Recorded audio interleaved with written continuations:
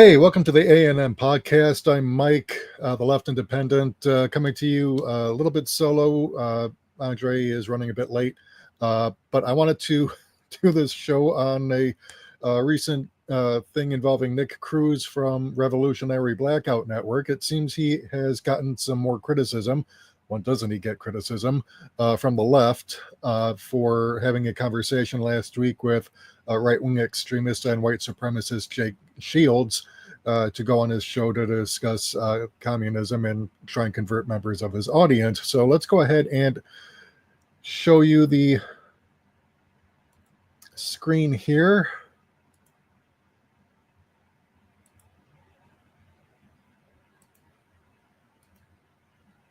Oops. All right, so this is from the 2nd of July, so about 7 days ago. Socialist MMA, this is Nick Cruz's account, said, I went on Jake Shields' show to preach communism and revolutionary politics to his right-wing audience, and the comments are overwhelmingly positive. This is why I'm down to talk to anyone. Revolutionary class solidarity and anti-imperialism transcends the left-right divide. So let's go ahead and take a look at the screen cap here. So we've got Nick Cruz on communism, patriotism, and Palestine, Fight Back, episode 85, Jake Shields' Fight Back podcast. Then the next thing is a screen capture of the comments. One positive thing is that this Israeli war has done is brought the working class from both sides together to identify what is going on, and where we can agree, we can win. Pete4606 says, this should be a weekly podcast. You guys are great together, different opinions, but respectful, and both want what's best for the people of our country. All right. Area Under the Curve, 9918 says Nick is solid. Airways of Spades lit. This one says, now this is an aware black dude. Yeah, I'm sure you meant that to be a compliment, but it really wasn't. ProMark5317 says, I effing love Nick. He's a ruthless fighter for the working class. Baby Vaso 3855. I've always liked this guy, especially when I was a progressive, and I do even more now. Glad. All right. You are stewed. We're not the left, we are not the right, we're the body, we are the core. Yeah, keep telling yourself that. User DI8HM. All right, so basically random unnamed user, Revolutionary Blackout. Frank Squivel 7590 says, great guest. Nick Cruz is so smart, and I'm so glad he's on a different platform for the other side to hear real truth. We're all American brother and sisters, but we need to learn that and then read more. This is basically what he was sharing on his Twitter page, and he got some pushback, and a lot of it. So let me go ahead and show you, because some of the comments here are pretty wild. So this is from Jackie, Chaotic Leftist with a K. Fascist CTE hanging out with a Nazi, and someone with not just one but two Nazi flag emojis in his user handle, right next to the Palestinian flag emojis and peace emojis. Says this guy is so sus. Okay, you know what? You can say that Nick Cruz is sus and have credibility when you don't have actual Nazi flag emojis in your user handle. But Jackie, Chaotic Socialist, says he's not sus, he's a collaborator with the right. Ooh, calling him a collaborator. So yeah, this is what Chaotic Leftist is saying. Hyposomnia says the unmitigated goal of this Lispy bastard. Okay. I don't know that Nick has a lisp. I have a lisp. I don't think I've ever heard Nick have a lisp, but he says the goal of this Lispy bastard smearing African descendants of slavery, that's what the ADOS acronym stands for, as right-wing supremacists to use as a reason not to engage us in civil dialogue, just to glow about having a dialogue and receiving praise from an actual right-wing white supremacist and his right-wing audience. And then he goes on to say, black leftists, you all have the worst representatives. I'm still your mentor, says normal black leftist, more willing to find common ground with white supremacists than working class black people. Always bet on black men. This is one of the reasons I backed away from the movement. This obsession with solidarity with any and everyone. With allies like you, who the fuck needs enemies? Oh yeah, that's well, let's go ahead and take a look at the screen caps that Be the Problem has decided to share. This is Jake Shields, by the way, white supremacist. If I was Jewish, I would be happy to learn that 6 million Jews didn't die in the Holocaust. It's strange how people get angry when you point out such a positive discovery. They even pass laws so you aren't allowed to show them the evidence. Yeah, so basically he's denying the Holocaust. Yeah, the Nazis kept meticulous records, Jake. You know this, okay? You are lying, and you know you are lying. Then, of course, Jake Shields saying, I used to believe that transit surgeries for children should be illegal, but I've changed my mind. I now believe all transit surgeries should be banned in America. We won't let a mentally ill person cut off their arms and legs, so why do we allow them to chop off their sex organs? So, yeah, this is Jake Shields being a bigoted piece of shit, as always, because he is a right-wing extremist. And then we finally have Sale. I don't know how that's pronounced. Sorry. He says, I'm a black leftist, and it's embarrassing how you Nazi dick-sucking white apologist losers make us look. Get off your knees, doggy boy. I get the feeling you're upset with Nick. Yeah. Oh, this is... this is why I generally tend to stay out of things with RBN, because you're going to get bashed no matter what. And I've weighed in on this myself. I'm kind of on the fence about talking with these people. My one experience talking to a Biden bro left me with the very legitimate impression that it just is pointless to try and have a dialogue with right-wing extremists, because they are completely closed-minded, and more often than not, you're not going to change anyone's minds, especially when, like me, you are not at all inclined to be civil to people who lie to your face and lie about you. But, that's just me. I have to say, though, that the thing you have to keep in mind is that Nick, unlike me, who is struggling to find work and has to devote most of his time to looking for work and applying for jobs, you really cannot afford to spend time researching various right-wing podcasters and trying to figure out what their audience is going to be. Because the thing about Nick is he's actually going out of his way to identify the audiences that people like Jake Shields target, okay? He's not targeting hardcore Nazis. He's not. He's not targeting people who are already on the extreme right, okay? That is a one-way ticket to obscurity. The thing about Jake Shields and people like him is that he caters to people who are still kind of on the fence politically, people who are still developing their ideologies, and snaring them that way to catch them early in their political evolution. And Nick knows this. All right. He's not the kind of person who is going to, just go on any conservative show. He's the kind of person who's going to go on a show really to try and really trying to reach out to the audience, those fence sitters. So I'm trying to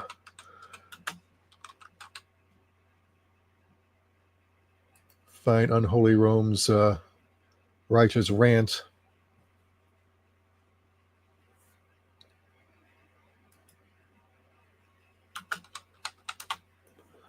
because he had quite a lot to say about this.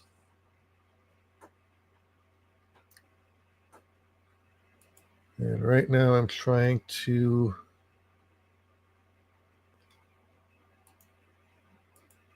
All right.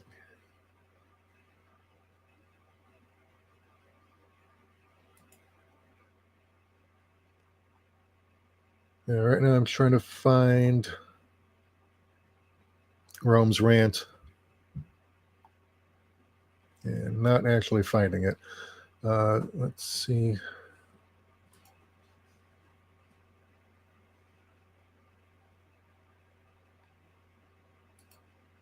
Okay, well, let's see if I can go ahead and find Unholy Rome's rant about this.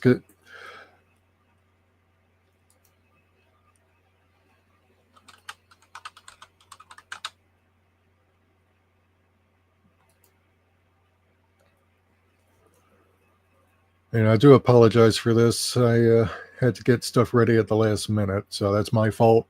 So I do ask you to bear with me.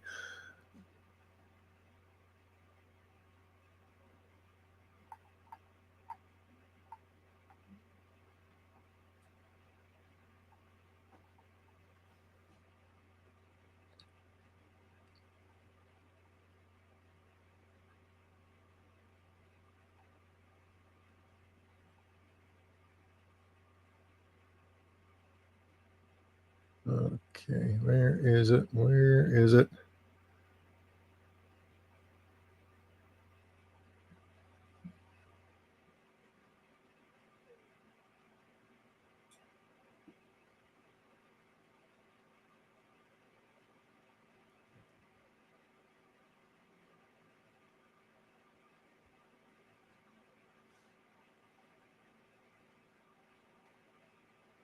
All right, I think I found it. So let me go ahead and let me go ahead and share this with you real quick.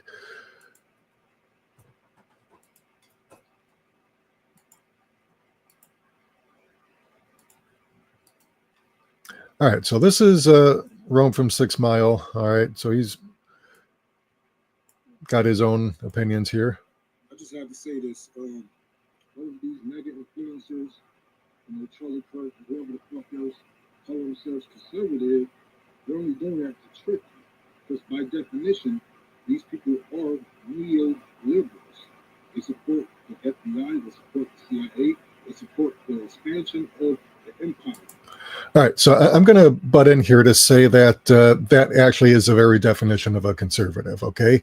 A neoliberal is simply a conservative who uses liberal talking points to sell extreme conservative policies. A neoconservative is a hyper-conservative, someone who just goes full mask off and doesn't even bother using liberal talking points. But they're both essentially the same thing. They're hard-right conservatives. So when Rome says that people like Charlie Kirk or Jake Shields or whatever are actually neoliberals, they're actually just conservatives. So that's just me interjecting my analysis. Rome has his own opinion. I'm not, saying that he's uninformed or wrong. I'm just injecting my own input here. The expansion of Israel. They have no problem with us going over, occupying, overthrowing, and taking land from other countries.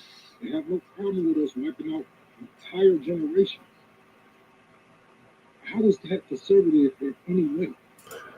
Okay, so the way it's conservative is that conservatives actually do believe in American supremacy. They don't say it outright because all right-wingers lie, but they all do believe in American supremacy, and that means projecting American power over the entire planet. When you say you support Israel and you put in their priorities over American citizens, they have free healthcare, they have free schooling, they have housing, and we don't. How are any of you conservative? Well, because they don't believe in providing housing, they don't believe in providing education, they don't believe in providing adequate food or adequate water or really anything. Okay, they don't believe in government being an instrument to actually help the citizenry. They believe in government as helping the extreme rich. That's what makes them conservatives. No, you are neoliberal. And they are doing this to trick you into believing that these parties want different things, but no, it's not true. Democrats and Republicans all want the same thing. Right, because Democrats and Republicans are all conservatives, like extreme conservatives. And I think, I mean, it's not, Rome isn't being dumb here in any stretch. Okay, a lot of people hold this view of the Democrats and Republicans and mistake liberalism for conservatism. This is a common misconception that I think a lot of people hold. So, Rome is not necessarily being dumb here or uninformed. It's kind of like people who used to believe that urine had antiseptic properties, and it's only certain components about it. But people did used to wash their clothes in concentrated urine, thinking that it would kill germs and bleach clothing. Of course, they also rinsed in water, so it didn't stay that way. But there's a reason why we now use laundry detergents instead of urine-based stuff.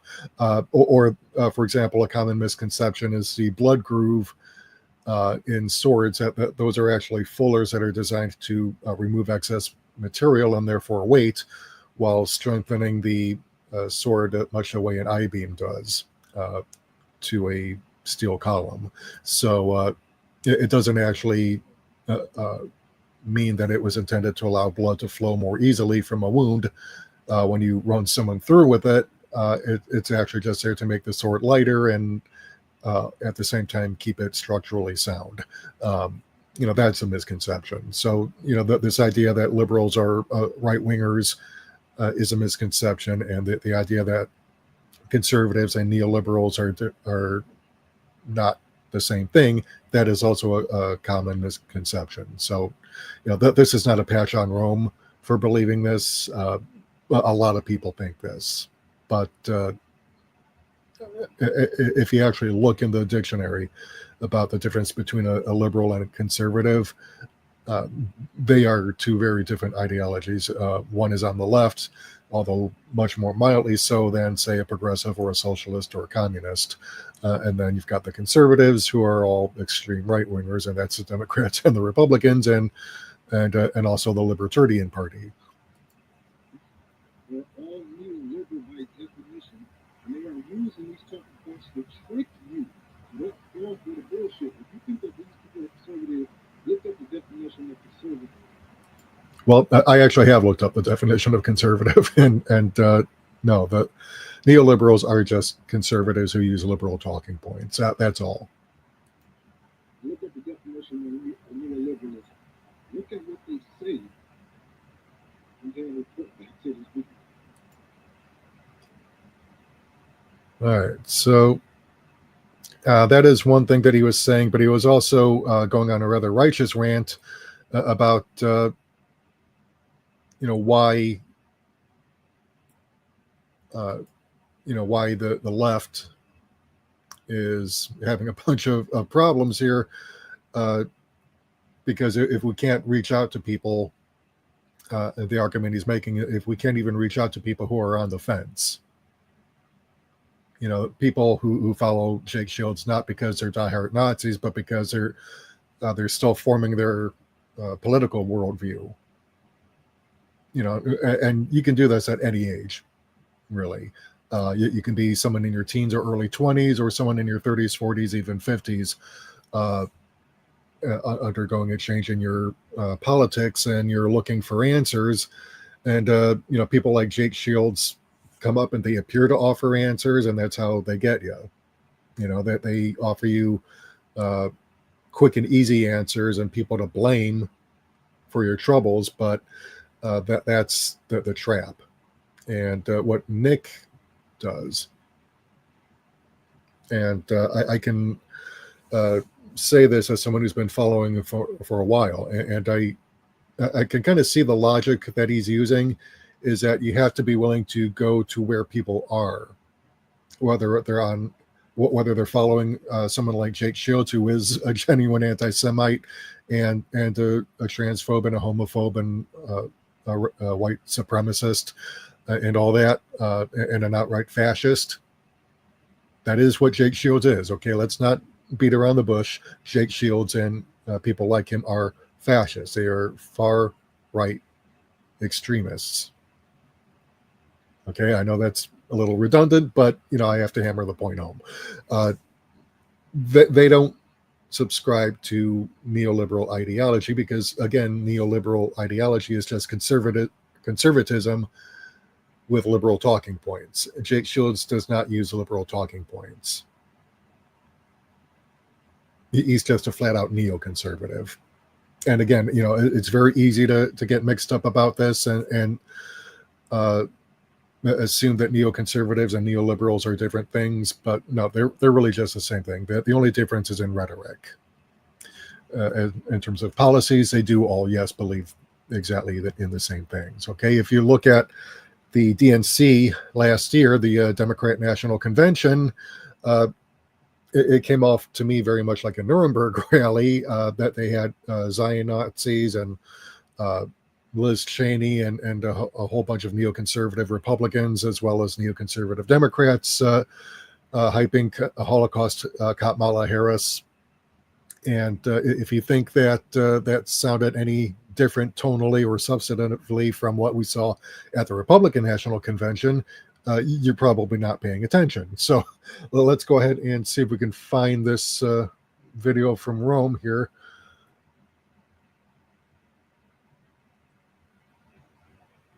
And let's see.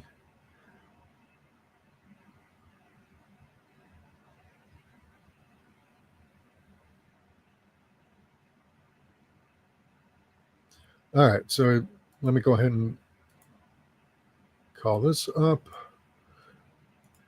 So I'm going to go ahead and show you the screen here.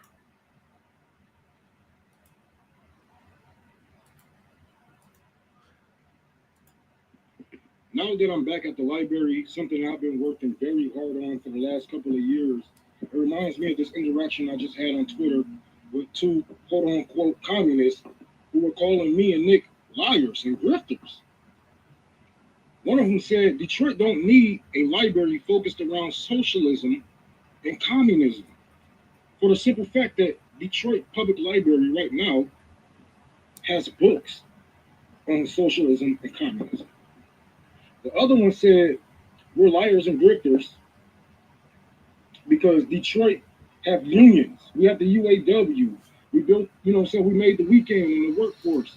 And all that tells me is, nigga, we gave you niggas enough.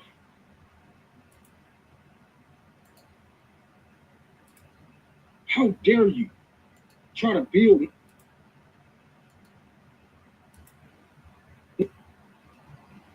more for your people? How dare you try to be a teacher? How dare you try to be a leader? Yeah, so obviously, he's not at all pleased. And you know what? I'm not finding the video. Wonder if I do, I'll go ahead and post it. But yeah, this is something that really I can kind of see both sides of this, because what ends up happening is that we end up in our respective tribes and we don't talk to each other. We don't really try and reach out to people who are on the fence because we're convinced that they're already lost. And in a lot of cases, yeah, they are. The ones who are so deep into the Alex Jonestown or Elon Muskrat or MAGA, Red MAGA, Caligula Drumpf territory, obviously, yes, they are beyond reach, and they're not going to listen no matter what, because they hate socialists and communists, and they would rather we all died or got deported to the middle of nowhere than actually listen to anything we have to say. So there are people who really are beyond reach. And yeah, it is a waste of time to try and have a dialogue with them because there's no convincing them. Okay, you're not going to convince Jake Shields not to be a white supremacist or a homophobe or a transphobe.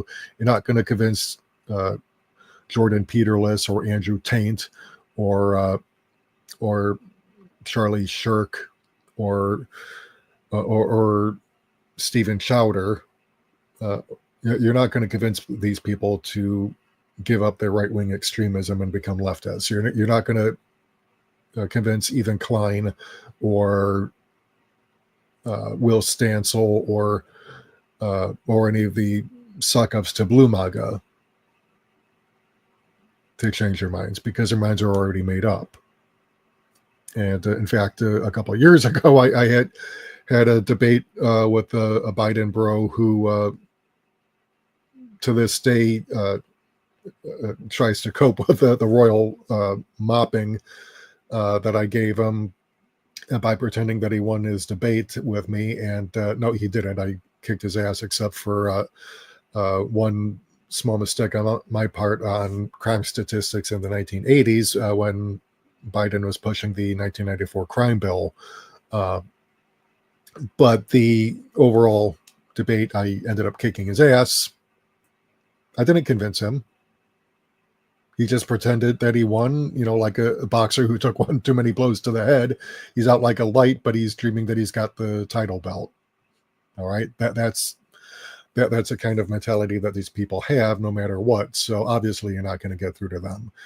And that's why I don't see any point in trying to reach out to people like Jake Shields, because the moment he lies to me, I'm going to call him out for it and say, hey, look, motherfucker, shut the fuck up. You just lied to me.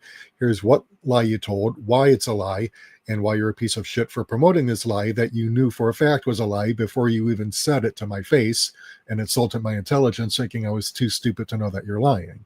And at that point, this stream would end because he would either kick me off or I would kick him off. All right, so obviously I'm not the type of person who's going to go onto a fascist podcast and have it last very long, because I do not tolerate people lying to me or trying to spread their bullshit without any challenge. Okay, that's just me. All right, so I do give Nick and Rome and the others at RBN credit for at least being willing to reach out and to put the work in to identify the audiences that these extreme right-wingers cultivate, identify how much of them might actually be reached and convinced to come along to our way of thinking, because like I said, they're still forming their ideologies and their political worldview.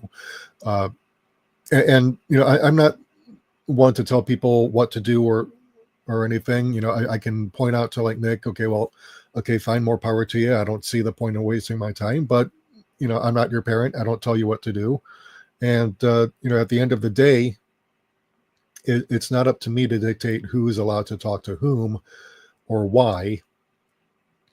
I can just give my opinion, and you're free to listen to it or not.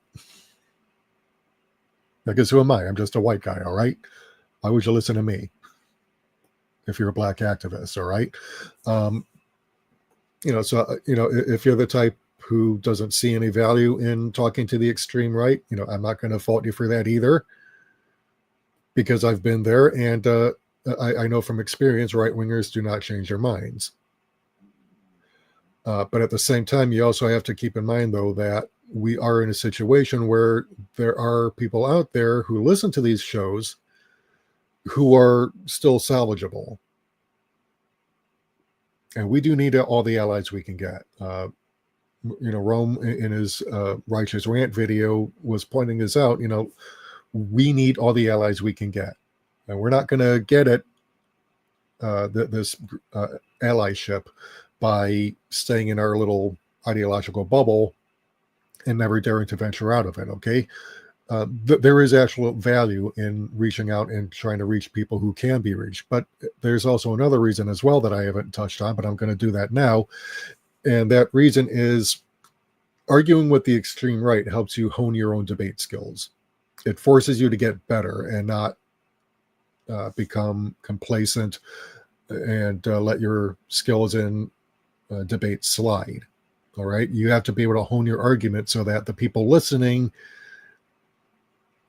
can go, okay, this guy's actually making quite a lot of sense and using some very good arguments. So maybe, I'll give this guy a listen, or I'll give this gal a listen, or this non-binary, whoever. But, that's something that you've got to be willing to do, because otherwise, how are you going to improve your own rhetoric?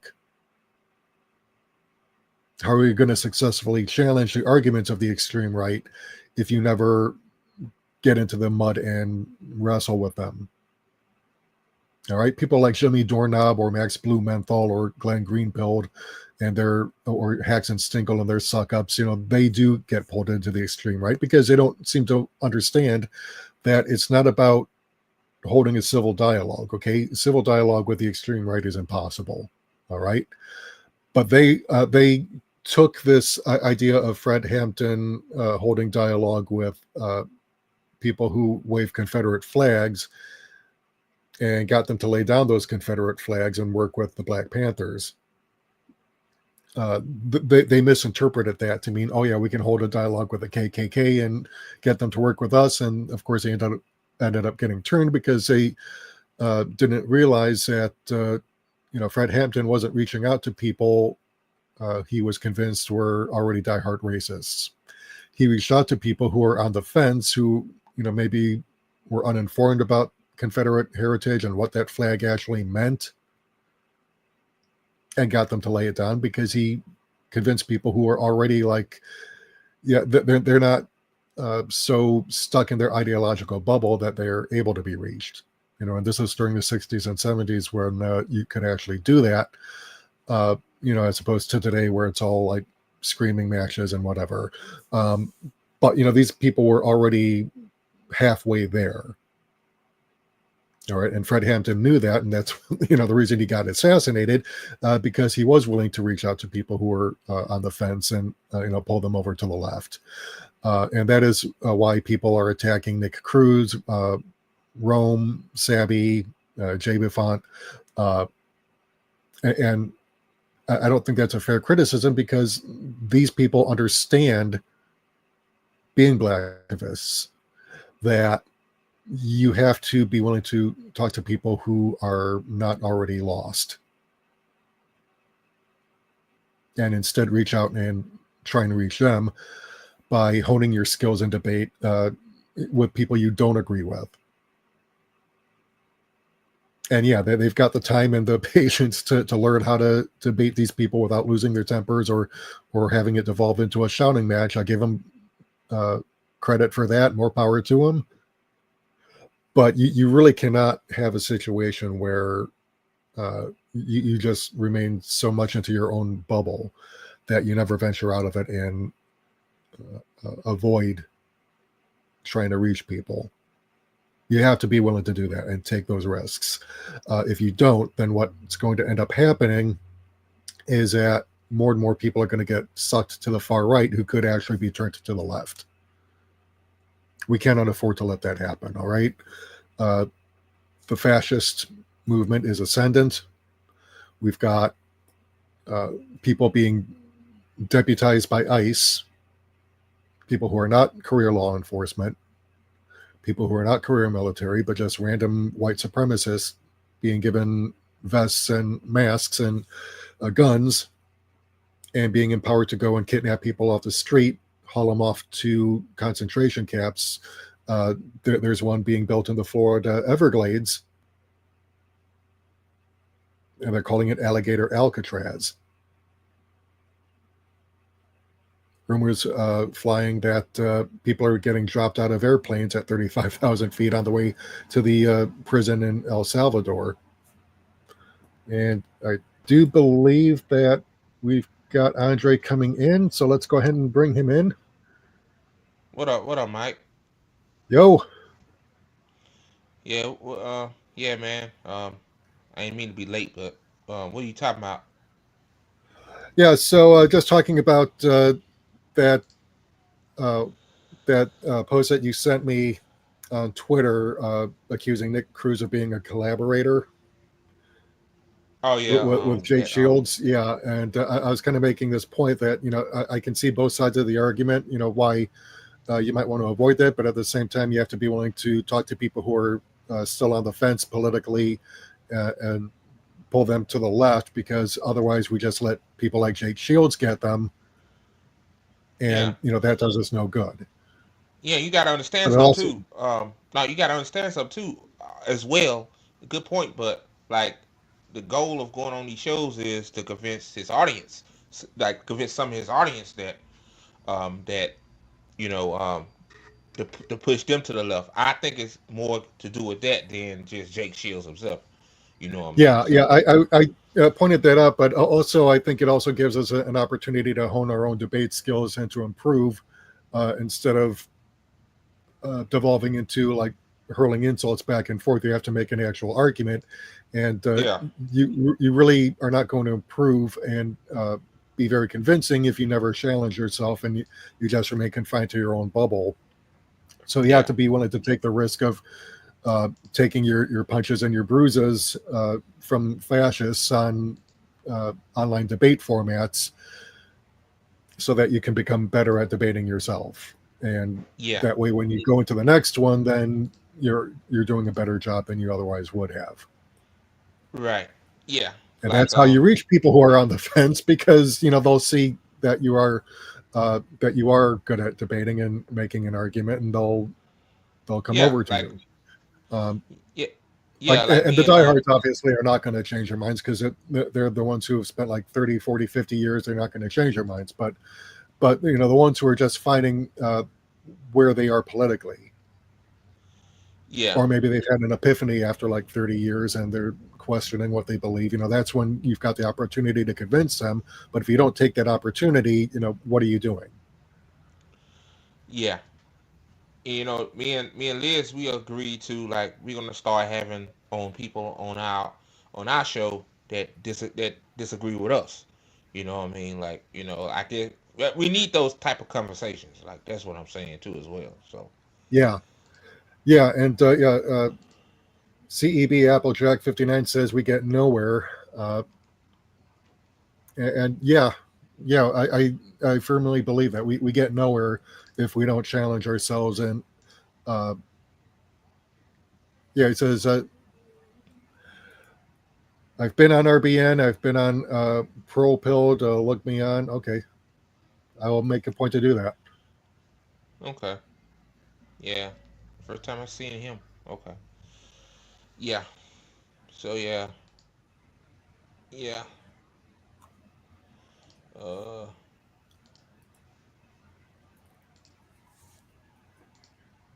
yeah. So Yeah, like the video, share it, please. We've got 517 subscribers. 518 now. People looking at this video. So yeah, let's get those numbers up. But yeah, feel free to comment. I for one welcome any feedback. oh yeah, yeah, oh And yeah. I think you shared this video on Twitter earlier. I'm hoping you can find it. But Rome from 6 Mile went on this righteous tirade on his stream Oh about yeah. this. I pull it up. I pull it up. Yeah, if you could, I had trouble finding it, so I'm hoping you can. Okay, I'll pull it up. Give me a Yeah, minute. CEB Applejack says, I just want you guys to understand this is more than normal people. This is about joining together against the empire. That's it exactly. 100. Yeah. Oh yeah. 100%. Yeah. Like I said, I can see, why people would say, yeah, it's useless to argue with some of these ass clowns, especially going on their own shows where they hold the mic and set the terms of the debate. That's why when I had my debate with the Biden bro a couple years back, I made Oh sure yeah. that I would simultaneously broadcast on my show. That way, when he started in on his shit, I could Yeah. mute his microphone, and because these guys will try and talk over you. Yeah. Yeah. You gotta push back on them. Yeah. That's what me and Liz was saying too. Like, no, we ain't gonna let these people just run all over us. Hell no. Fuck that. Like, Yeah, especially on our yeah, because platform. their Yeah. favorite debate tactic is to constantly interrupt and talk over you so that you can't get a word edgewise, and Yeah. they're the only ones being heard. You're not getting away with that on any show that I'm running. Yeah. Let me tell you that right now. Okay, you're not going to talk over people. If I'm a moderator, I will happily cut people's microphones and say, "Hey, moron, shut the fuck up. Let the other person speak. Then you'll get your turn Yeah. to, have your say." Yeah. Yeah. People that do that are disingenuous anyway. Like they didn't come to have this general discourse. They come there to like just cause a ruckus. That's what I would say. So um, he says we don't join together by excluding regular civilians. When Jimmy Dore introduced me to Nick and JB, this is what we spoke on. So Yeah, and at the time, Dor had a point. Unfortunately, Dor missed the half of the equation where you're not supposed to actually join up with the dark side. All right, yeah, you're supposed to actually stay on the light side. Kind of like whoever saw Revenge of the Sith back in 2004, 2005, or whatever. Uh, Obi-Wan tells Anakin, you were supposed to destroy the Sith, not join up with them, and that's what Jimmy Dore ended up doing. Nobody supports Jake Shields, but he is an influential person. We need his side to hear us out. And you can't bring anybody to your side until you show the similarities between you two. yeah.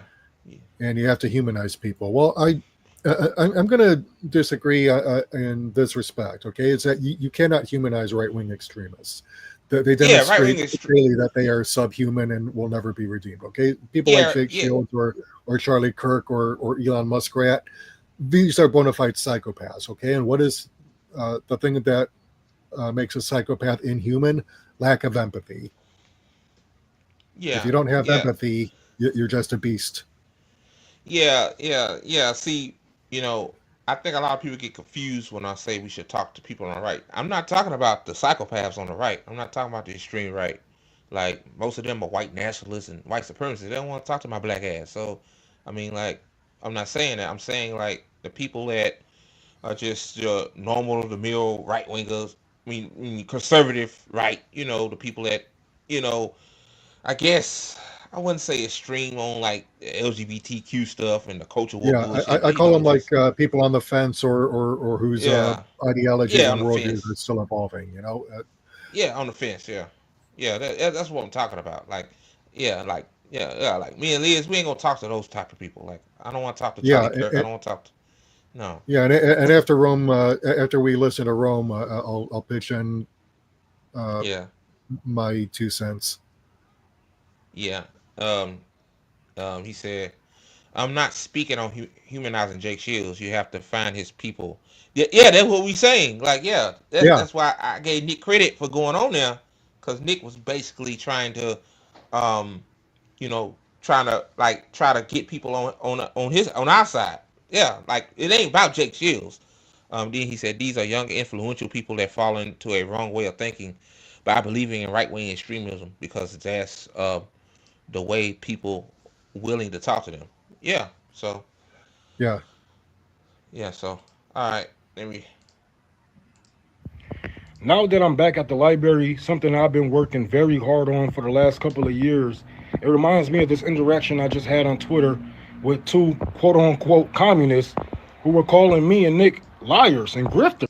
Oh, you good, CB Applejack? No, I know what you're saying. No, we get what you're saying. One of them said Detroit don't need a library focused around socialism and communism, for the simple fact that Detroit Public Library right now has books on socialism and communism. The other one said we're liars and grifters because Detroit have unions. We have the UAW. We built, we made the weekend and the workforce. And all that tells me is, nigga, we gave you niggas enough. How dare you try to build more for your people? How dare you try to be a teacher? How dare you try to be a leader? Because in the same breath that they condemn me for wanting to do better for my community, they go and advocate for the Democratic Party. You see where I'm going with this? So I'm a grifter for wanting to build a library for my community who don't have one, Not in the hood, not on 6 Mile, but Democrats aren't grifters for taking your money every fucking year, promising you things that they can't deliver or won't deliver, even if they have the power to do it. They're gonna blame it on somebody else. Why they can't get these done? No, it just goes to show all of these so-called comrades, all of these so-called communists, these motherfuckers who claim to be leftists, they're not. And once you break through all that bullshit and you try to build your own party, you know what I'm saying, your own infrastructure and shit like that, and you don't need them, and they can't use you for their propaganda anymore, they're gonna do whatever it takes to shit on you. They're gonna call you a liar. But I take it. You know, I am a liar. I lied about liking a lot of you motherfuckers for years on end. I lied about liking you motherfuckers. I put up with you guys for fucking years. With Bernie Sanders and all that shit. AOC, all that shit. I put up with acting like liking you guys for a long time. So yes, I'm a liar on that. But grifter, that's a fucking reach. Because I've been out here on the streets. You can probably ask your neighbors about me. Like, but we're gonna continue to do what it do. Like, if I had $1 million, this library would have been up. It would have been running. A lot of people want to say, "Where's your library, Ron? Where's the library? Where's the library?" Nigga, I ain't Dr. Umar. I ain't Dr. Umar. The building is open. It's open. I just don't want too many people in here. As you can see, I still got a little bit more work to do. Still got to work on the bathroom, basements, and shit like that. If I had money, this would have been, you know what I'm saying, a home run. But I'm working with the community and I'm working with what I got. So there's only so much I can do with the little time that I do have. But I do appreciate everybody that has been here with me, that, you know, kept this and held this shit down. You know, I had multiple people from throughout the communities. Other cities come through, help me fix the stage, fix the ceilings, lights, and all that shit. This is community service. You know what I'm saying? This is mutual aid at its finest, my nigga. Don't get it twisted. Don't get it twisted. Y'all just mad because y'all can't use me for your propaganda no more. I won't uplift these politicians that y'all put in front of my face and tell me to, you know, lie to the people about them and about their intent. I'm not lying for politicians anymore. I'm dying to tell the truth. That's it. So, yeah, if you out here, you doing your damn thing, don't ever let these liberals get in your motherfucking way. Don't let them talk down on you. Do what you do. Keep up the good work, man. Especially all my young kids out there like CJ, you know, Maya, Renee, all the young communists right here today. Y'all make the world a better place. Y'all make the world a better place, and this world is yours. Do what you will with it. That's all. Yeah, so CEB Applejack says, shout out Rome, who has introduced me to the rest of the family in RBN. He helped us create Savage Gang, my team, who just distributed $16,000 in homeless help in Canton, Ohio. That's good. Yeah, Good, and you know what? And Willie Bragg says, ATP Network liberalism is a farce. It kind of is, yeah. But you know, one thing that I wanted to point out, because Rome exemplifies what used to be a thing in the 60s and 70s with the Black Panther Party, because that's what he's really just doing. He's doing what the Black Panther Party used to do when it was an active political party, not just activists on the street advocating for revolution, but they were the ones who were doing community service, you know, getting people as kids shoes so that they weren't going around barefoot and cutting themselves up on broken glass or picking up parasites. They were the ones who, you know, got food and diapers and water, whatever you needed. They got it for you because, you know, they were out there helping the community. And that is the tradition that Rome is continuing. Yeah. All right. So to call him a grifter because he's willing to go out there and talk to people he disagrees with, that is just bullshit. Yeah, exactly. 100%. 100%. Yeah. And I know who the people that he's talking about. I'm not going to mention their name because these people, they just want to just they just want to get their 5 seconds of fame. But yeah, man, like the same people that crapping on Rome and Nick, you know, Nick, he does work on the ground too.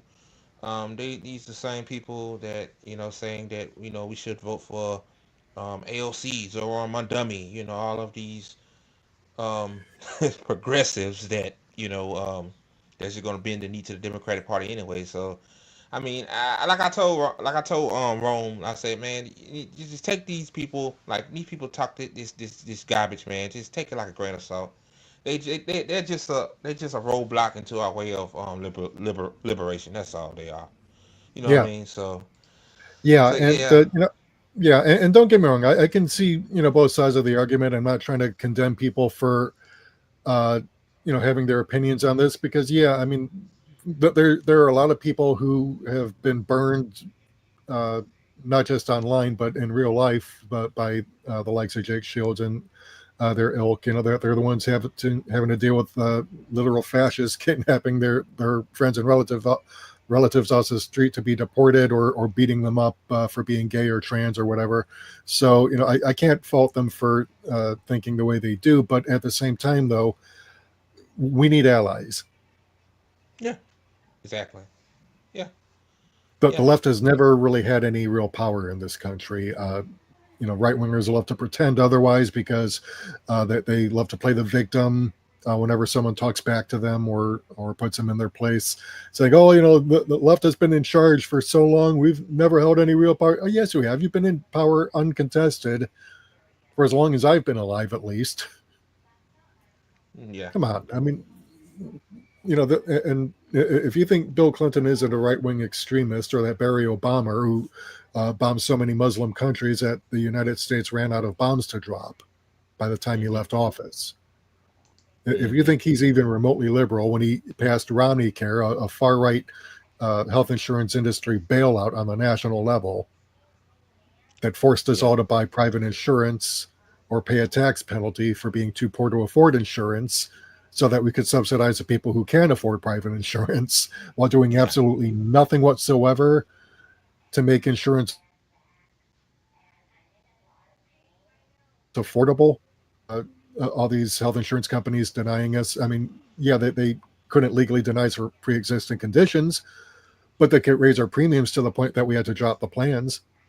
yeah, yeah. They raised. Yeah, I had Obamacare and they raised my premium. So, um, yeah, yeah.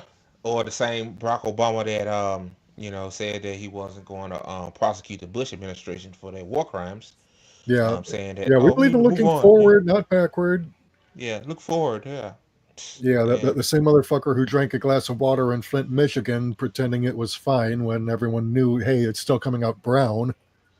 Barry. Yeah, yeah, yeah, man. To tell you, um, yeah, yeah, man. Like, just my Yeah, yeah, like you know, and also too, like the guest that me and Liz was gonna have on in the future. Like, I know that some people aren't gonna like it, but just think about this. Like, what y'all rather us to do? Just be in an echo chamber and not move the pendulum, or y'all want us to yeah. um Personally, I can't wait to beat the actually living shit out of some right wingers.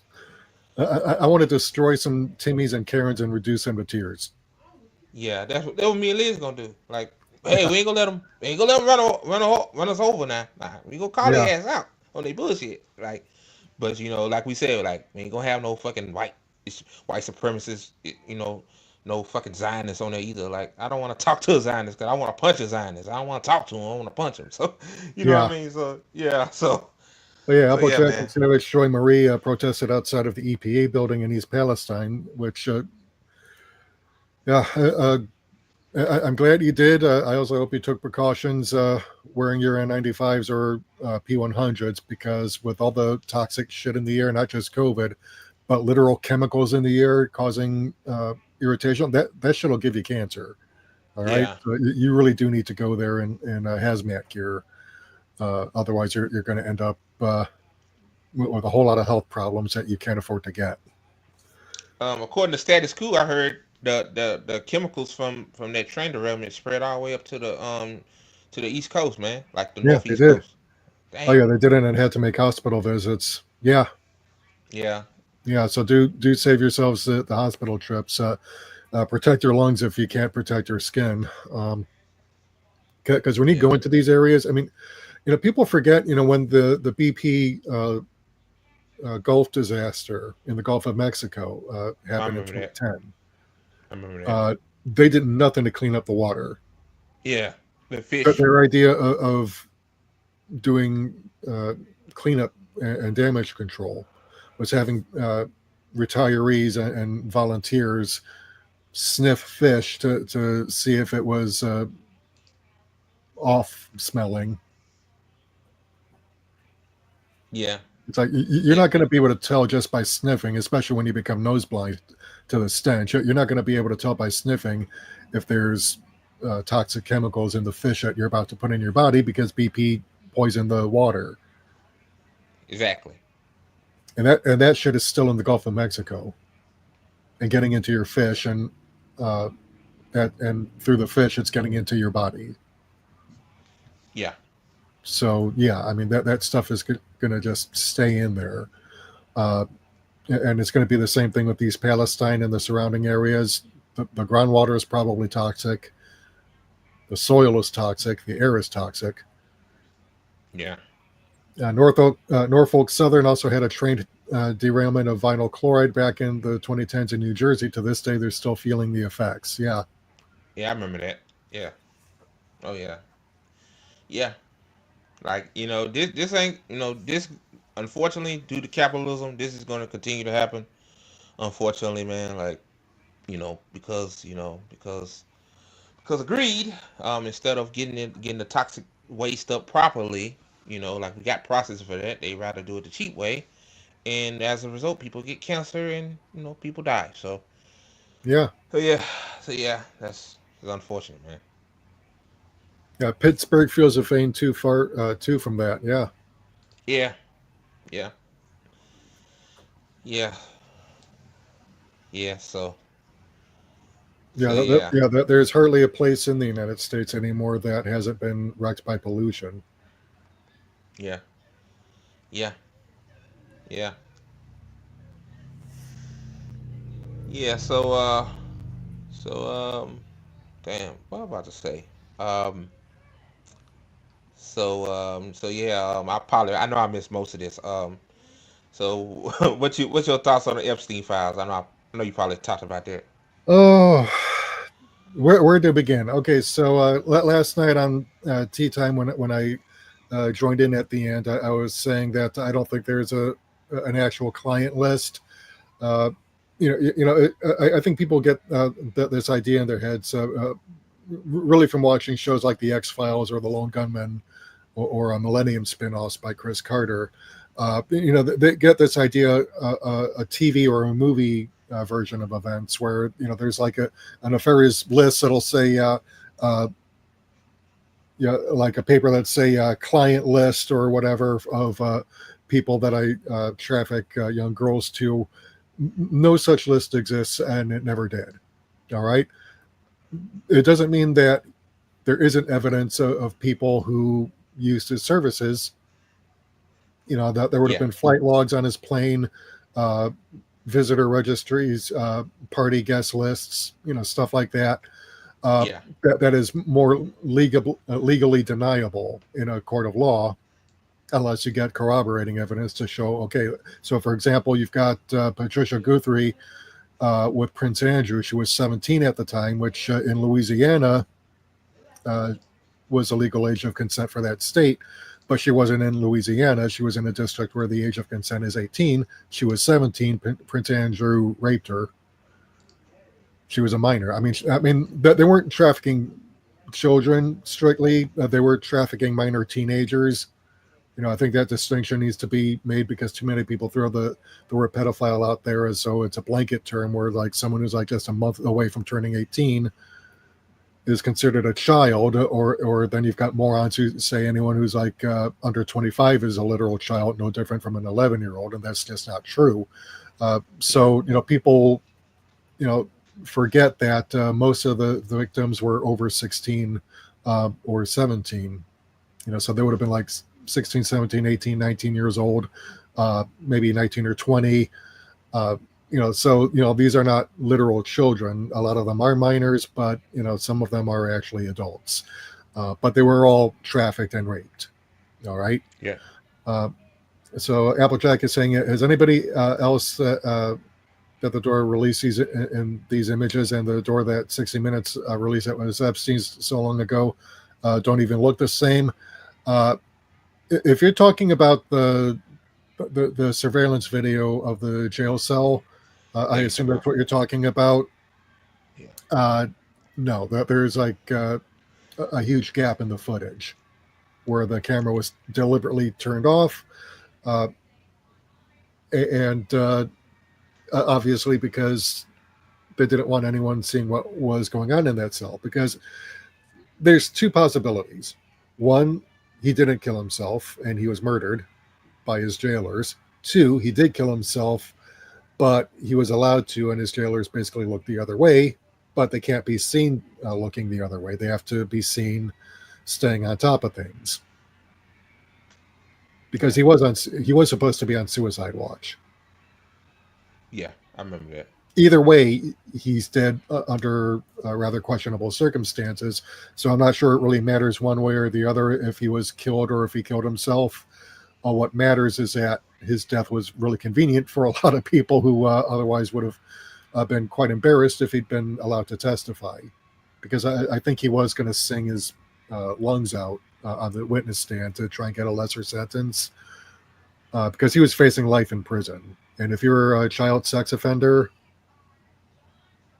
in prison, you're not going to have a very good time. Right. Oh yeah. Because even hardened criminals have their standards. Oh yeah, that's true. So yeah. That's true. So yeah, Applejack says, I can't say I'm a socialist, so most of my policies are left, but I'm not a capitalist. I'm a worker for real. Same here, man. Yeah, I don't call myself a communist necessarily. I'm Me either. definitely left-wing proto-socialist. Yeah, I mean, you might call me a New Deal liberal, but a liberal in the true sense of the word. I'm not a conservative who cosplays as a liberal like neoliberals are. So, Yeah. and he says, yeah, but even if there wasn't a missing minute, the images are not of the same video as 60 Minutes aired at his cell door. Yeah, that might have. Yeah, and he was already convicted of being a predator. Yeah, that is true. I think people do forget that Epstein had already been convicted on multiple counts, and he was facing prison time. But I think they were getting him on new charges. So, but yeah, it says he was literally allowed to leave his cell every day for 12 hours a day. So yeah, that was true. I haven't watched the 60 Minutes footage from that episode, so I can't say what went on there, but it wouldn't surprise me if they were given like maybe only what they thought was going to be allowed, and then just had to make up with different footage. I don't know. I wasn't there, so I can't. I don't like to speculate. But yeah, I mean, like I said, whether he was killed or whether he was allowed to kill himself, I think is irrelevant. I think regardless of how he died, he still died, and thus spared a lot of people a lot of public embarrassment from him testifying.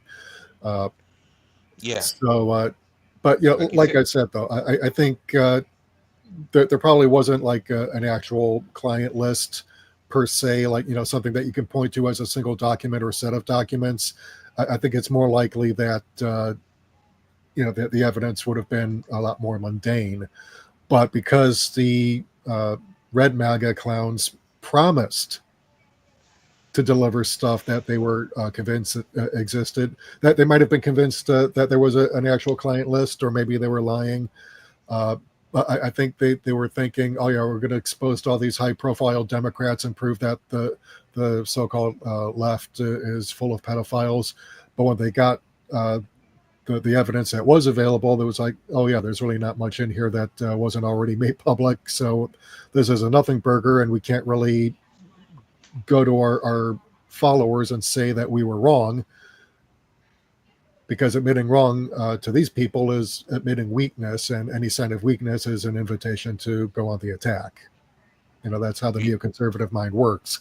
So, you know, that they couldn't really do that. So I think they wanted to avoid public embarrassment, because you know damn well that Alan Dershowitz and Prince Andrew are guilty as fuck. All right. Natalie Wynn, aka ContraPoints, like I said, on this on YouTube, she's like this very Zio-Nazi, blue MAGA moron. She's good on trans issues and LGBTQIA issues, but she's a typical right-wing Democrat who says, she claims the left doesn't want power, that we just want to critique power. No, we want power. Yeah. And we want to critique power because, yeah. But, we can't do both. 2 is 4. 2 plus 2 is 4. But, she's not someone whose politics I like. I think she's a dumb cunt when it comes to politics. Like I said, good on trans and LGBTQIA issues, but when it comes to party politics, she's a dumbass and a right winger at that. So, kind of like Keffels or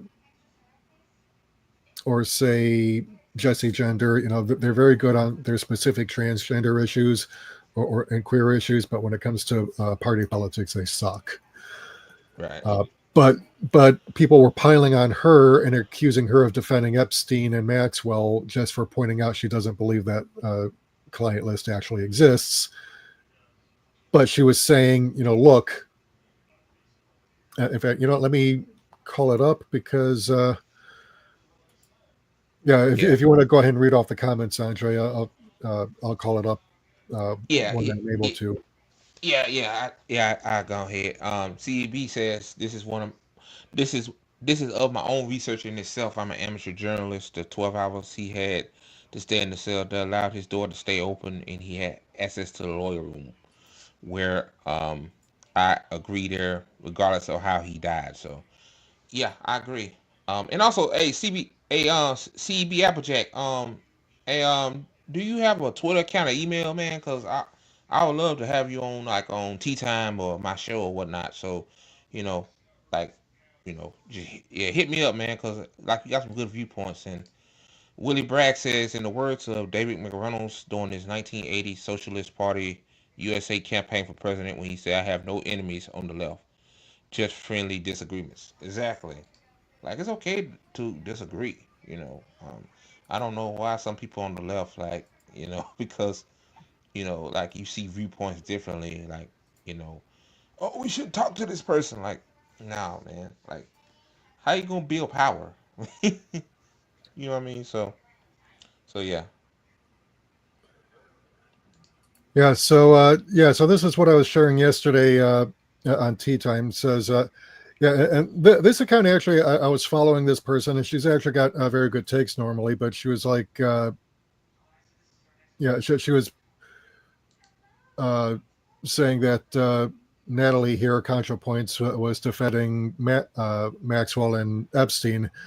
But this is what she actually said. People are really not familiar with the basic facts of the Epstein case. All the victims who testified at Maxwell's trial said they were trafficked to Epstein himself, who abused them with Maxwell's assistance. And this was in response to Darth Powell. And I'm 90% sure that this was actually a sarcastic post, because he's replying to a leading report. DOJ and FBI have concluded that there is no evidence that Jeffrey Epstein blackmailed powerful figures, kept a client list, or was murdered per memo. And Darth Powell says, Ghislaine Maxwell is in prison for trafficking underage girls to no one, which, like I said, I'm 90% sure this was sarcastic, but ContraPoints pointed out people are really not familiar with the basic facts of the Epstein case. All the victims did testify at Maxwell's trial that they were trafficked to Epstein himself, who abused them with Maxwell's assistance. And then she continues, is it possible other people were involved? Yes, but the evidence is that Epstein was a voracious sex criminal and that the trafficking primarily facilitated that. In the Palm Beach case, he was accused of soliciting massages from up to 3 victims per day. And then this guy, Robert Secunda, said, you're forgetting Virginia Giuffre's allegations against Prince Andrew and Alan Dershowitz. And himself has admitted to receiving massages, but claims he kept his underwear on. Natalie says, yeah, those two are guilty as fuck, but this idea of a vast list of clients is still pure speculation. And it's true. I don't know how you can get from that, that somehow, this is Natalie Wynn defending Epstein. She's not. She's simply pointing out the unlikelihood of him keeping an actual list that someone could point to and say client list. No one's going to be that stupid. Exactly. Okay. Yeah. The real world is not a cartoon. Yeah. Leah said something that's kind of interesting too. Like, like most likely it might not be a client list, but it's flight logs. Like I said, other stuff flight logs, like that. party guest lists, visitor registries to the island. Also, booked appointments at the massage parlors. The evidence would be in those.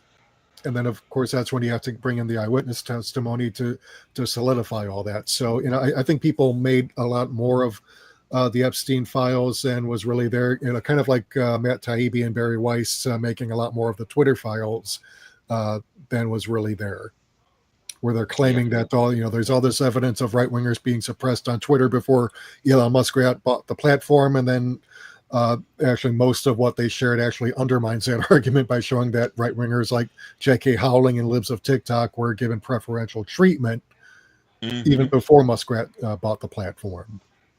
Hey, meanwhile, pro-Palestinian activists and other leftists were suspended on a much larger scale relative to right-wingers like Alex Jonestown, who basically ran afoul of Muskrat's temper, although he's eventually let back on.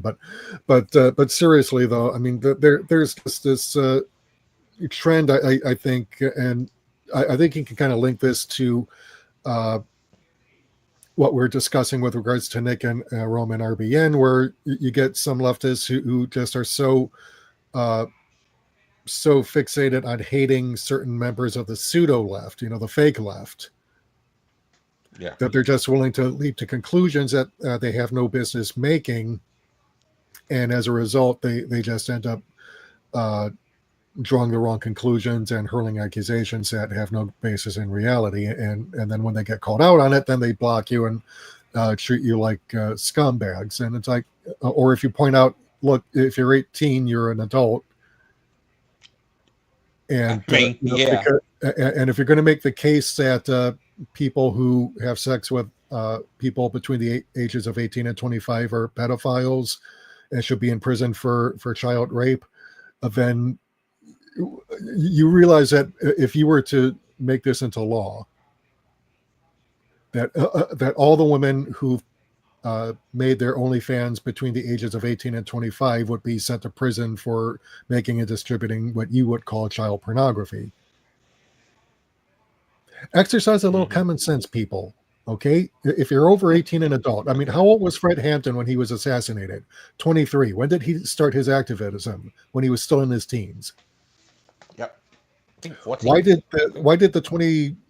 Yeah, I think it was the 26th Amendment get passed, lowering the voting age to 18, because people who were 17, 18, 19 years old were being sent off to Vietnam to fight, kill, and die, to commit war crimes and to get themselves killed fighting for an empire for dubious reasons, and they wanted to be able to have the right to choose which politicians get sent to Washington to make the decisions on whether or not they get sent to war.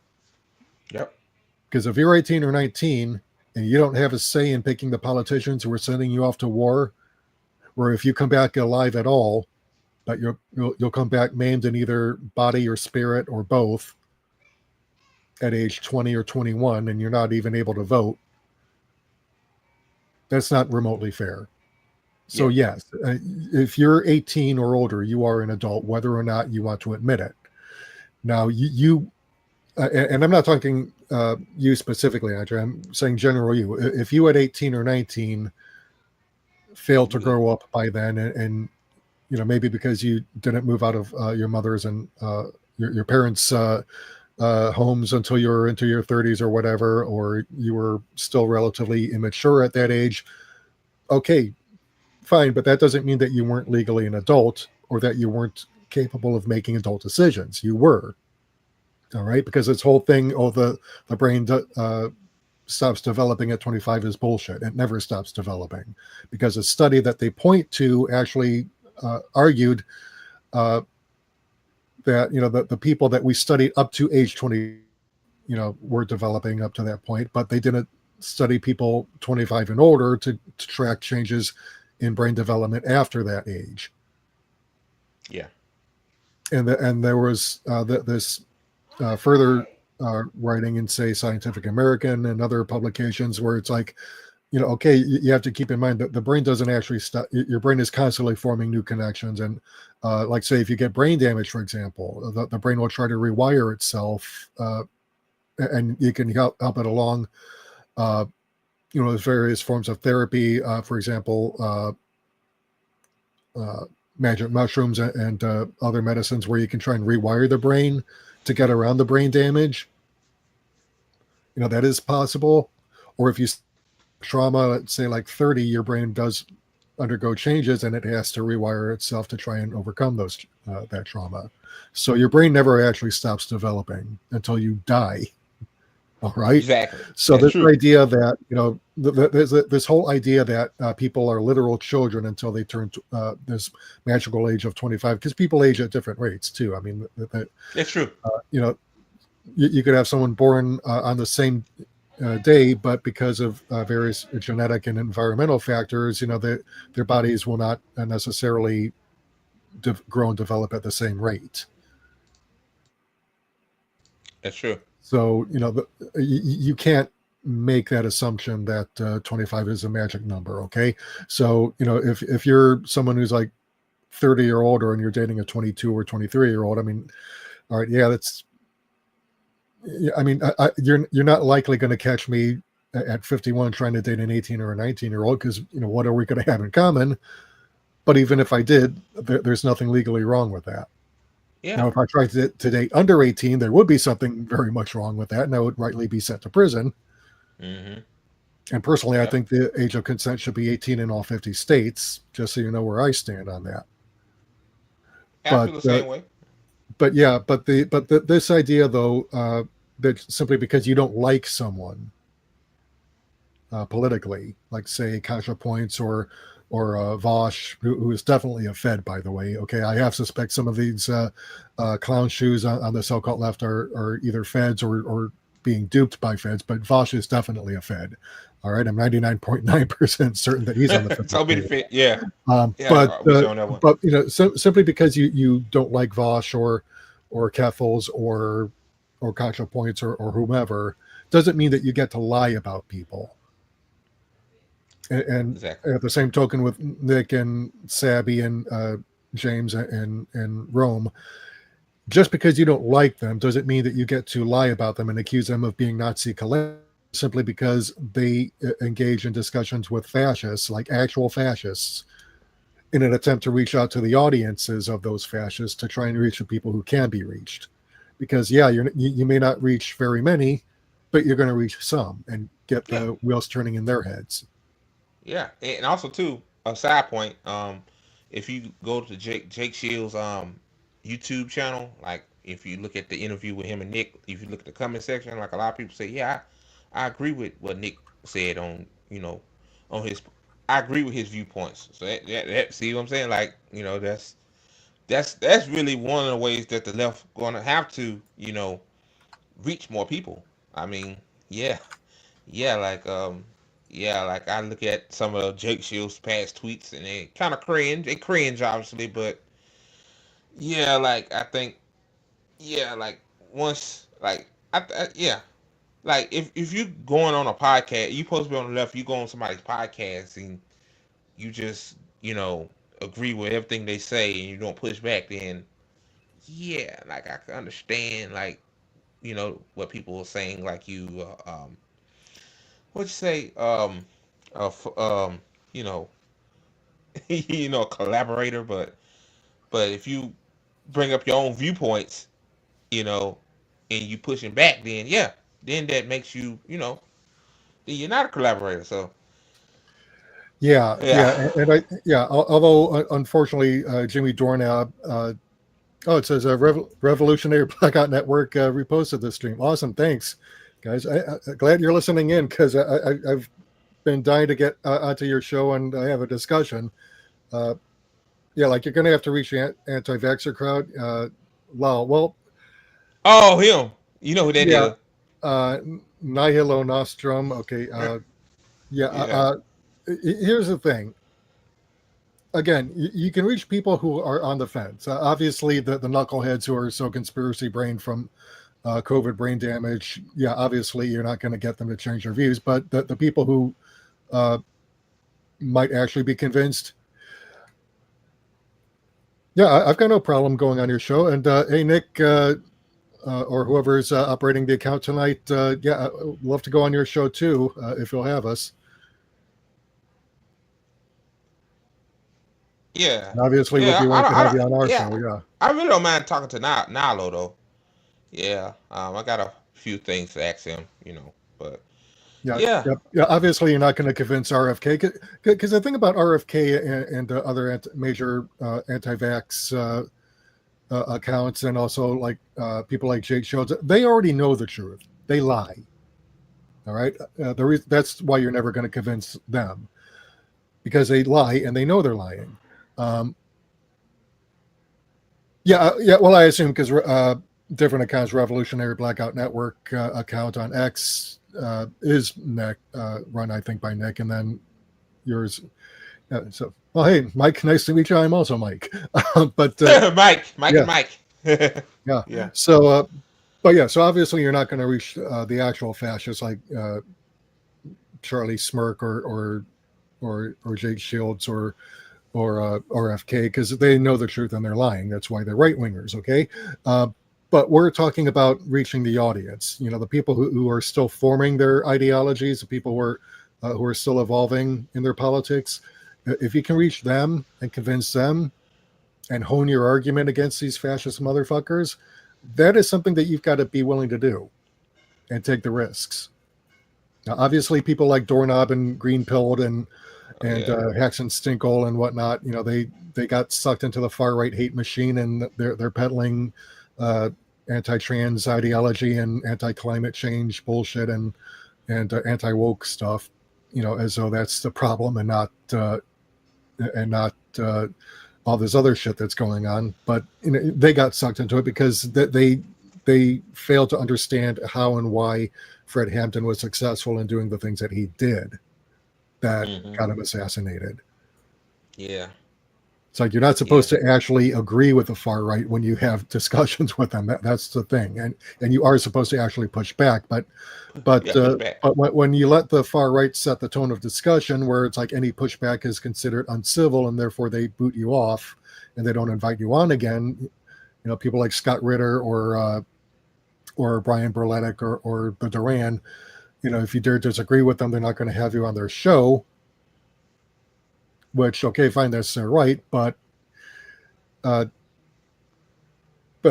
if you abide by their terms, which means letting them talk and not ever challenging them on their bullshit, obviously you're going to end up in a situation where you're constantly self-censoring, and before you know it, you're the one getting turned. And that's what happened to Doorknob and Green-Pilled and Stinkle and Kim Liverson and Nico Mouse and all these other COVIDiot assholes who want you to go out and get COVID and keep getting brain damaged and immune system dysregulation and heart attacks and diabetes and everything else associated with COVID over the last 5 years, because they want you too sick and brain damaged to be able to organize in your own defense. And that's why you really should be going out of your way to avoid getting COVID.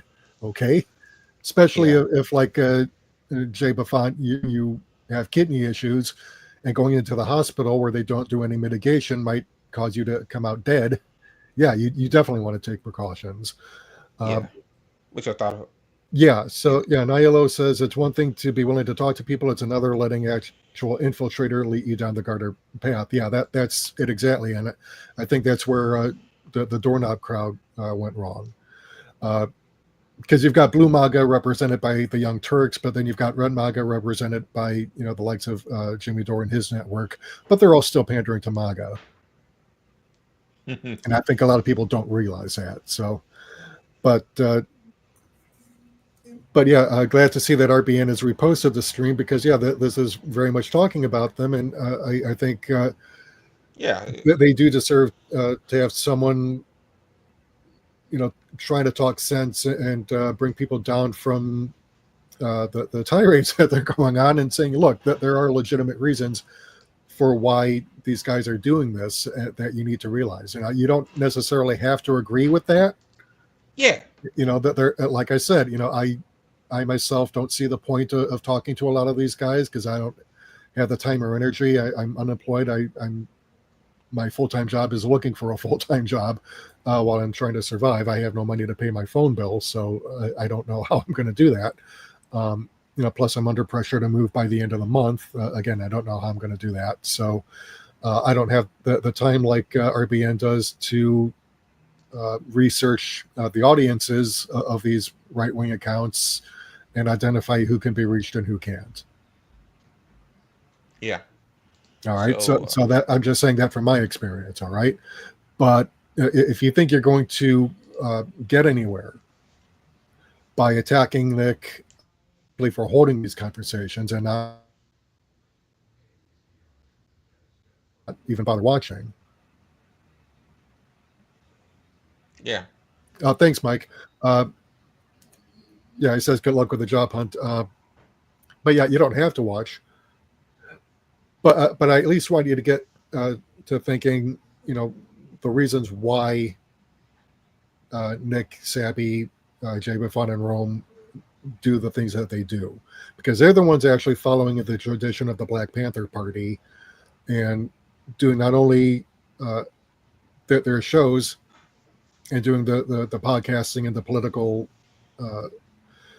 discussions, but they're also on the ground doing mutual aid and doing community service and getting people the things that they need. And they're not just talking, they're actually doing. And that's something that we all need to be doing. Exactly. Yeah. Exactly. And while you're doing, because there are people who focus on mutual aid who don't get any credit because they're not on Twitter and they're not trying to cultivate audiences, they're just doing the work. Those people who are doing deserve, but at the same time, they also have to be willing to go into those areas that they may not be very comfortable going into. I mean, when I was working for a nonprofit organization here in my home state back in 2020, getting people registered to vote, I was going out into places like East Cleveland, which looks like downtown Beirut on a good day. Places like east side of Cleveland, Euclid, Ohio, where Democrats, Republicans, and even the Green Party, you will never catch any politician actually going out into those neighborhoods. It's usually the canvassers like me and my coworkers who are going out into those neighborhoods and talking to people and trying to get them to sign up to vote. Yeah. Because if you're only doing activism on the ground and you're neglecting electoral politics, you're only doing half the job. You got to be willing to do both and make those fascist motherfuckers allow you the ballot so that they don't end up with the alternative, which is a bullet, which is coming out of your barrel. So, it's kind of like when Malcolm X had his meeting with Dr. King all the way back in 1963, 64, I think, but before he was Dr. King lost Brother Malcolm to assassination. Malcolm X was basically telling him in so many words, look, I'm the one out here being the radical while you're being the more reasonable person for the white people to flock to. Yeah. Because they're scared of me, but they'll go over to you out of fear of me. Yeah. I mean, those weren't his exact words. I don't have his autobiography with me to quote from, but that was basically the argument he was making to Dr. King. And I think it's kind of ironic that Malcolm X saw Dr. King as a patsy for the white establishment, because I think after Malcolm X was assassinated in 1965, and along with other black activists over the years, during his final couple years, Dr. King became more radicalized and much more willing to speak up against the Vietnam War.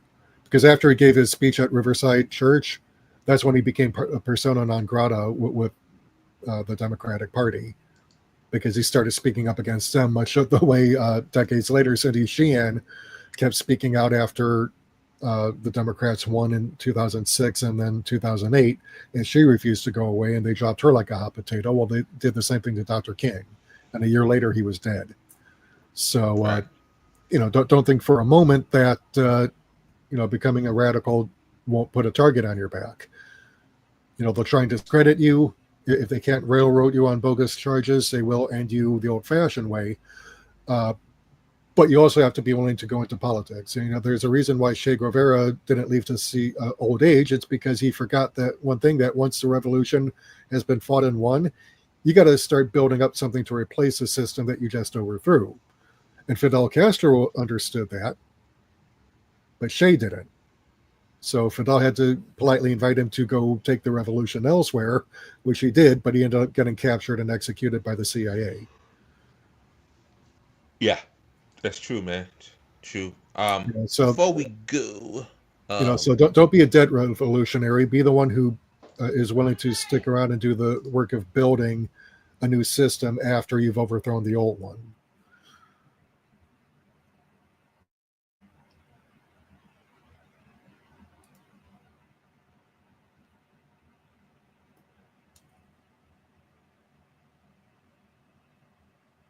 all right, guys. So before we go, be sure to support my comrade Mike. Um, he's like he said, he facing facing eviction next month, and then he's unemployed. So anything helps. Um, you know, like even sharing this on your social media accounts. That just is important. So yeah. Yeah, The thanks. Any links is amount in. helps, even if it's just $1 or $5 here and there. I mean, that's still better than that's still better than nothing. And you can always share the link if you are so inclined. That would be greatly appreciated.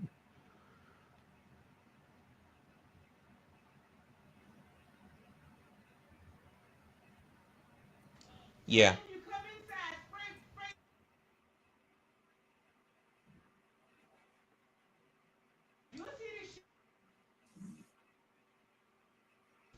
Yeah. Yeah. Yeah. So any last questions, Mike? Apparently Michael Rappaport, everyone's favorite Oh God. Zio-Nazi, washed up has-been Hollywood actor, for very good reasons, challenged Zoran Mamdani to a debate on his podcast.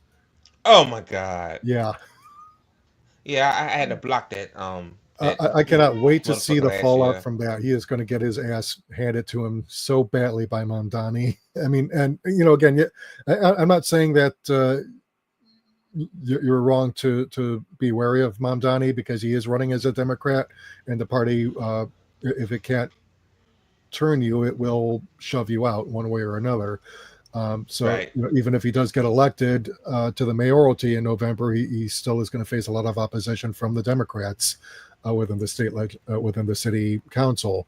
But and then of course he's got the governor and even Drumpf pledging to fight him tooth and nail. So he's up against an overwhelming incentive to back down and not do shit. But the thing is, though, you have to be willing to give someone a chance and prove himself. Look at his actual record in office. And I think people don't do this enough in elections. They just vote based on name recognition or the letter after a person's name, but they don't actually look into people's records. Because if they did, they never would have elected Barry Obama in 2008, because all you have to do is look at his record as a state senator and then his record as a U.S. senator to say, hey, this guy's a right-wing motherfucker. Yeah, that's true, man. But they were tired of Bush, and they latched on to the first person who looked like he might be a winner, and nobody wanted Hillary Clinton. But I do encourage people to look at political records, make a decision as to whom you're going to vote for if you're going to vote, and keep up the pressure. Don't just go away after the election and leave it to him. to actually go ahead and do everything, and then you're not giving him. Yeah, sounds more like Piers Morgan type waste of time. Yeah. Yeah, that's exactly what I'm sure Rappaport wants it to be. Yeah. Performative bullshit. Yeah. The typical. Personally, I'm not sure it's a good idea for Mamdani to even acknowledge Rappaport, because Rappaport's a nobody. Yeah. It's like, why waste your time from campaigning when you could be actually talking to people? Because Rappaport is persona non grata even in New York. All right, he's gone full Zionazi, off the deep end, Israeli Zionist, and his first and only loyalty is to Israel and promoting the genocide of Palestinians. So he is not going to be the one to determine who's the next mayor of New York. The voters are. So, I think Mamdani would be wise to just ignore it. But I'm not Mamdani. I'm not his campaign manager or his parent, so I can't tell him what to do, nor would I want to. But it's the same thing with RBN or any other podcaster. I don't tell people what to do. I'll give my opinion. And if you want to listen to it, great. If not, that's fine too. I'm just giving my own take on it. But like I've been saying this whole hour and a half now, I think we do need to be willing to take the risks of going on a lot of these podcasts to try and reach people who can be reached, but also for the opportunity to hone our own argument and to improve our own rhetoric, so that when we do go back onto our social media accounts, we can actually go ahead and talk to people in ways that we weren't able to before, because we were so used to talking in an echo chamber that we didn't think about any potential weaknesses in our argument that could be shored up and defended. Yeah, Rappaport, Exactly. best work is a movie where he gets eaten by a shark, Deep Blue Sea, I think. Yeah.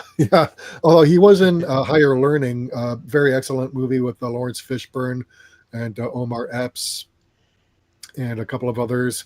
But Michael Rappaport was also in that one playing a white supremacist, which wasn't really acting for him, as it turns out. Yeah. Yeah. So yeah. All right, guys. Sorry I came in late. That was unprofessional of me, but I'll next Hey, time I'll things be on happen, man. time. Yeah. So before we go, like the video. If you are watching, YouTube and Rumble especially, like it and subscribe.